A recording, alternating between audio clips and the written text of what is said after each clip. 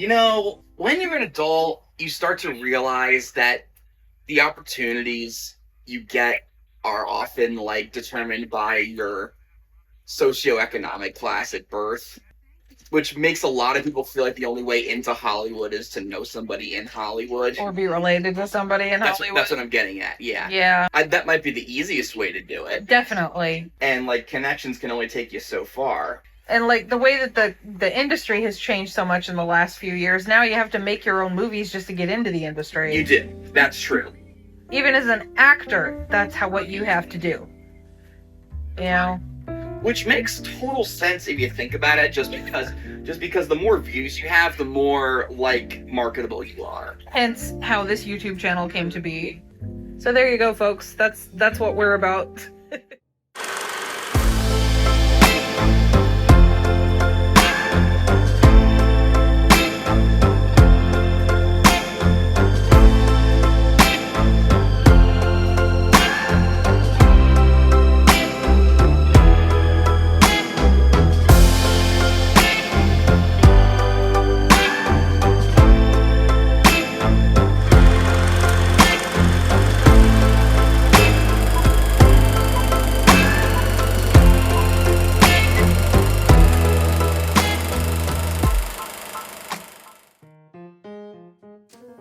Hi, I'm Natasha Zoe Dean. Welcome to Cast Myself Studio. This is my new secondary YouTube channel, dedicated to cozy, casual, and cinematic vlogs that focus on my projects as a filmmaker and on the things and the people I love. If that's your vibe, then I hope you subscribe and tag along for the ride. Or at the very least, give my videos a like every now and then. I filmed this early part of the vlog in a park bordered by a wild forest. Untouched woodland I keep returning to. To me, it's sacred. This pocket of trees and the creek that runs through it is my church. A place to heal, to create, to reconnect with the earth and with myself. It's where I go when life unravels. I photographed its trees, birds, and sky for over a decade. This forest is woven into who I am, as a person, as a creator, and as a soul. And now, in the midst of one of my biggest life transitions, I walk through it again, filming the forest for anyone who needs it as much as I do. I want this channel to be a cozy space for anyone who needs a soft, safe place to land for a while, with a cup of coffee, a blankie, and maybe a snack. Speaking of snacks, happy Halloween! It's not here yet, as I'm filming and editing this, but by the time this vlog goes up, Halloween will have come and gone. So let's let it have its moment as it passes by. It's my favorite holiday, and I feel like it deserves some love.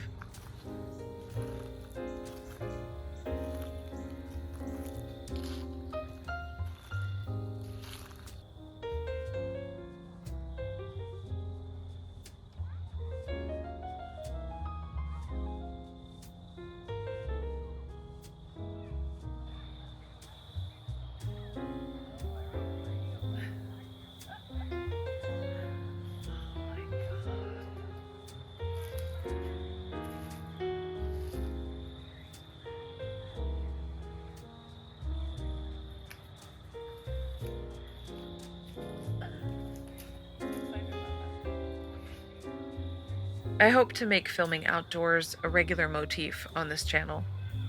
I find myself often a homebound hobbit who, like Bilbo Baggins, spends way too much time cooped inside, dreaming of a larger, more exciting life outside. So, if making content outdoors is how I get to say, "I'm going on an adventure," then I am absolutely going to thrive on that vibe. I've spent the past 15 years chasing acting work. And when I got it, it usually fell through. When I finally did get to be on set for the first time, the film wasn't what I was told it would be, and my part was largely cut. My whole career has been a struggle, and COVID did not help. Eventually, I decided to become a YouTuber so I could make content for a living. But after a year of success, my main YouTube channel began losing its audience after I pivoted from old Hollywood bios to cinematic shorts last October.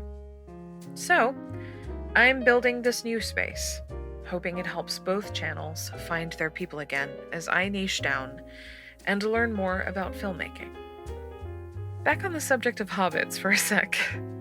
Lord of the Rings didn't just inspire me, it rerouted my life and my entire creative path. It also introduced me to Andy Serkis, who I had the pleasure of meeting in person this past spring. Earlier this year, I remembered something he said in an interview in 2018 that I had seen on Instagram. In it, he was asked what advice he would give new actors who were trying to break into the movie industry. And his advice surprised me. It boiled down to have a story to tell, grab your phone and film it yourself. If it's under 10 minutes, you've got gold. Make your own stuff, and keep making your own stuff. That lit a fire in me, but for a while I didn't have enough confidence in myself as a writer or as a creator, and I didn't think I could do it. Mostly, I was just afraid I wasn't good enough. And then I took a leap. In July, I made my first short film called Exit. And in August, I made my second short film called 8. And from February to July, I wrote the script for the Bloodline Ascension of Seraphim, which I actually told Andy about at Fan Expo, and he seemed genuinely excited about it. That moment speaking with Andy unlocked something in my creative brain and taught me a much needed and valuable lesson. I don't need permission to create or to act. I just need a story and the will to tell it, and I can do anything. I'm now in the process of putting together a cast for the proof of concept short for the Bloodline.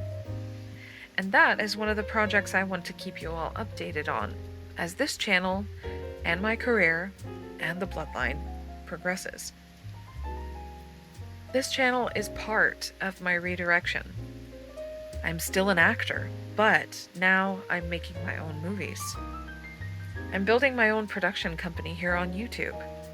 Someday, I'll have a brick and mortar one. I know I'll always have work if I've got a project I can cast myself in, hence Cast Myself Studio.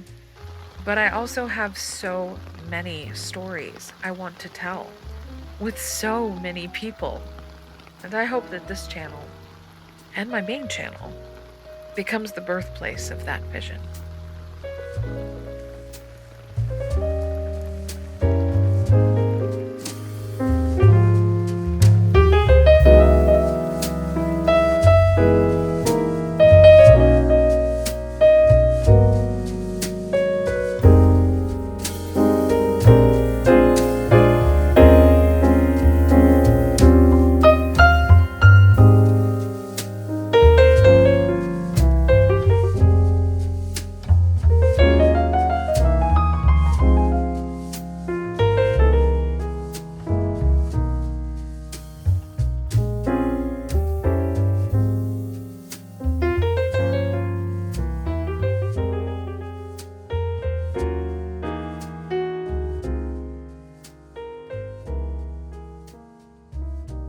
So I did a oopsie when I went out for an excursion to film additional footage in the rain. I forgot to put on actual shoes. I wore my Slippy flips to go outside in the rain. And now they're soaked. Why am I like this? Yeet!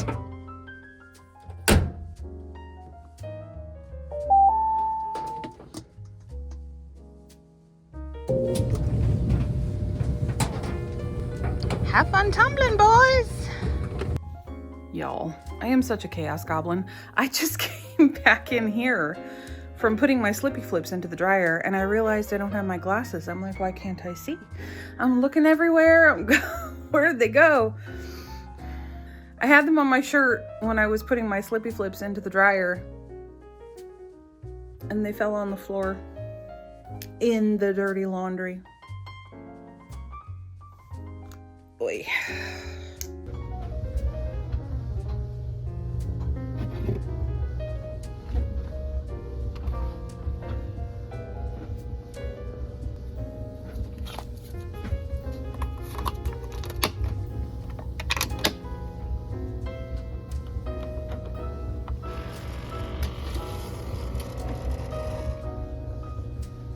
A few moments later.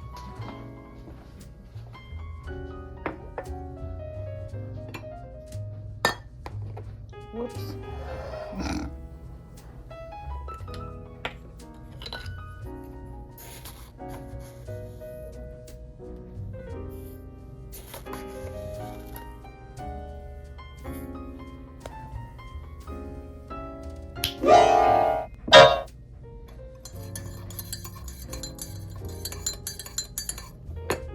Whoops.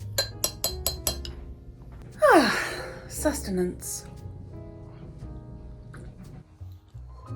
The sun's coming out. Yay, but that means the rain's over. Boo. 3 days later. Hi, bestie. At lunch.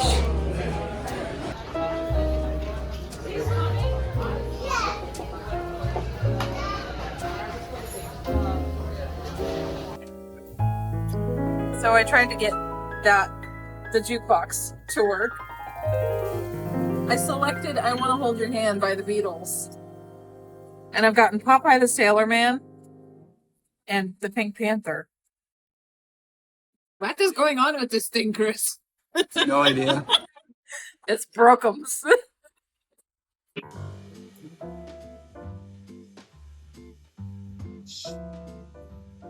Moviness has begun! Woohoo! It took us long enough, right? Now, is this considered Golden Age Hollywood? Yes. Okay, cool. I think this was done in 1960. Yeah.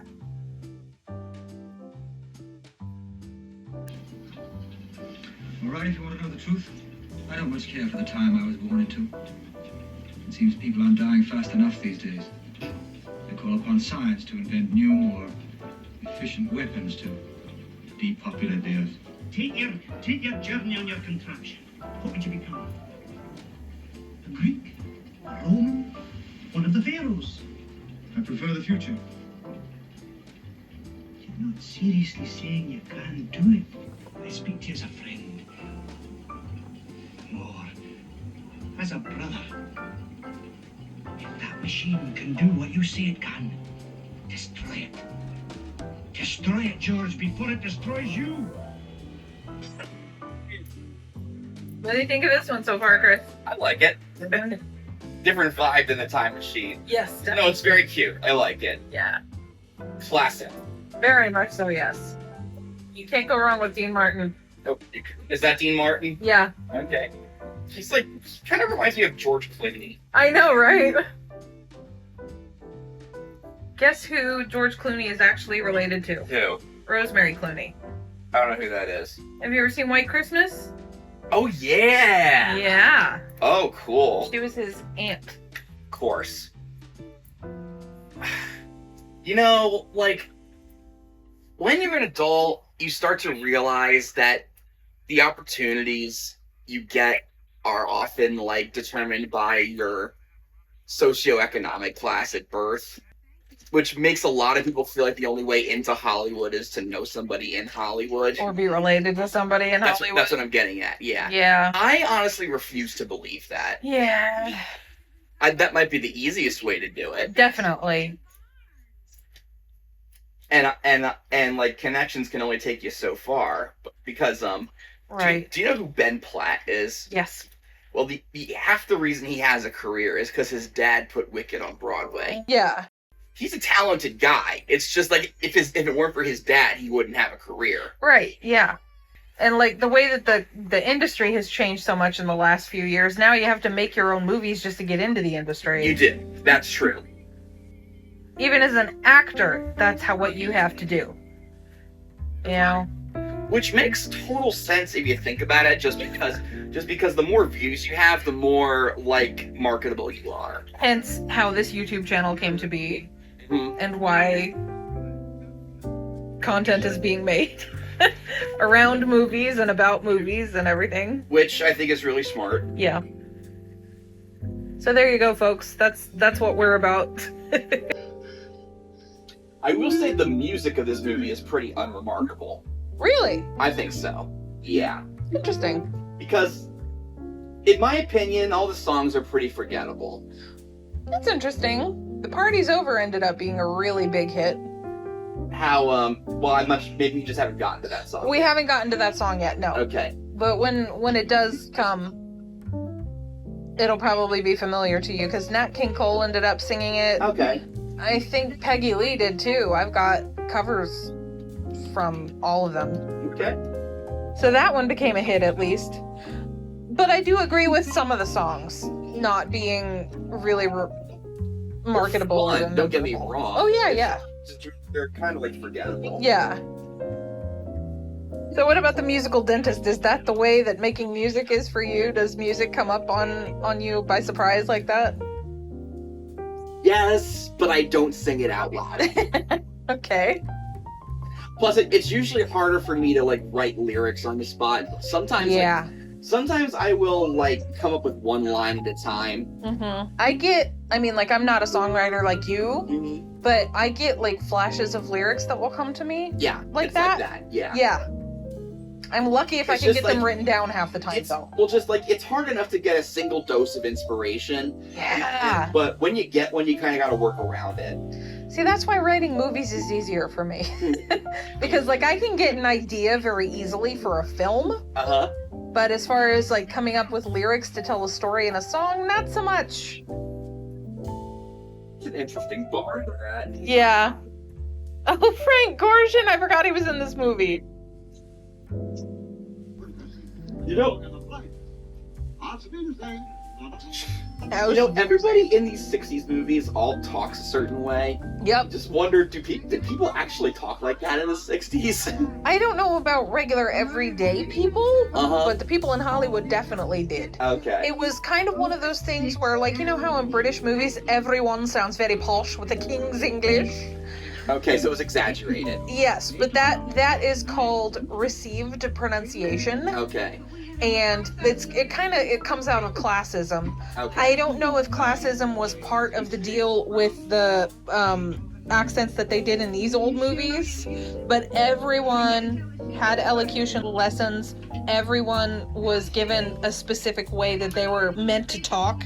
But there were only certain actors, like Judy Holliday, for instance, and a couple of other people that, you know, their regional accent was their shtick. Yeah. Where they were kind of allowed to kind of like Rebel Wilson in the Australian accent. A little bit, yeah, but I mean, that's more modern day, you know. So there were a lot of actors that when they came to Hollywood, they would be expected to have a more Americanized accent. Right.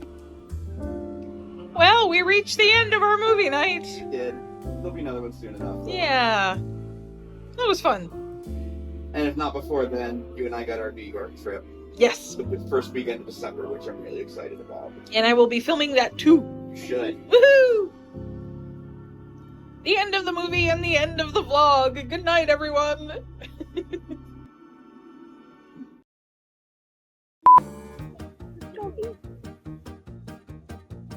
There's a little chai weenie being walked back there, and he's adorable. He came up and said hi.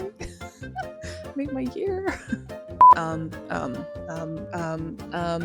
Train.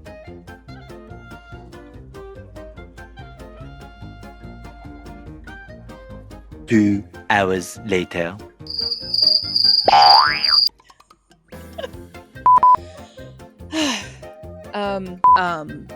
My name is idiot! Train.